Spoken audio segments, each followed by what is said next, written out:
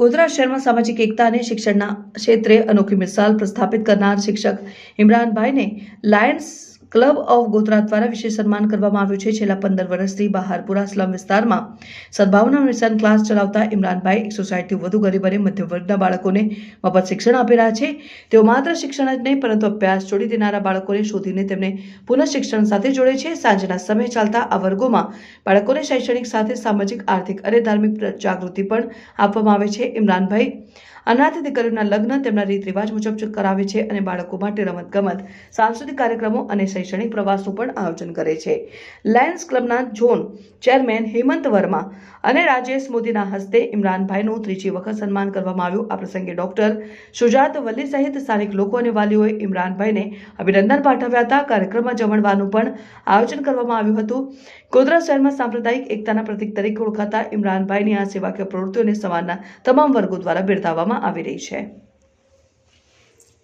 ગોધરા તરફથી અવનવર પ્રવૃત્તિઓ થઈ છે, એમાં ખરેખર આ ત્રીજી વખત મારું સન્માન છે અને એવા લોકોને ચોઈસ કરે છે જે ધાર્મિક, સામાજિક, આર્થિક અને નૈતિક રીતે જોડાયેલા હોય છે અને નિઃશુલ્ક રીતે કામ કરતા હોય છે, એમને સિલેક્ટ કરવામાં આવે છે।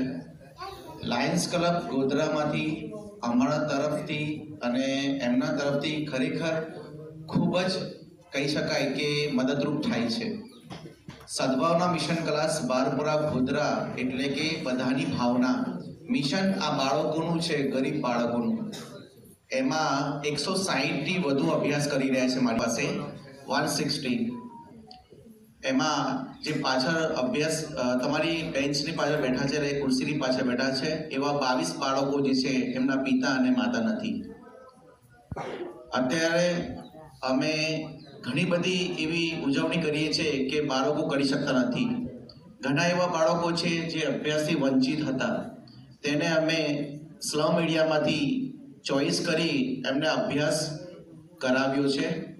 કઈ દીકરીઓ આજે અભ્યાસ પોતાના પગભર થઈ રહી છે અને નોકરી કરીએ છીએ, જોબ કરીએ છીએ। બીજું મને ખુશી થાય છે કે લાયન્સ ઓફ ક્લબના તમામ હોદ્દેદારો મારા પડખે છે, મારા ખુદના પડખે છે, બાળકોના પડખે છે। પ્રદીપભાઈ સોની જે હમણાં વાત કરી કે પ્રભુતાના પગલાં, મારી દીકરીઓ જે પિતા નથી, માતા નથી, એવા દીકરીઓનું સમૂહ લગ્નનું આયોજન કર્યું છે। એમાં મારી એક દીકરી પણ છે જેના પિતા અને માતા નથી। એવી મારી 25મી દીકરી હશે જેને મેં મારા હાથથી વિદાય કરી છે। તો 2 તારીખે પણ એમના ફંક્શનમાં પણ આપણે જવાનું છે।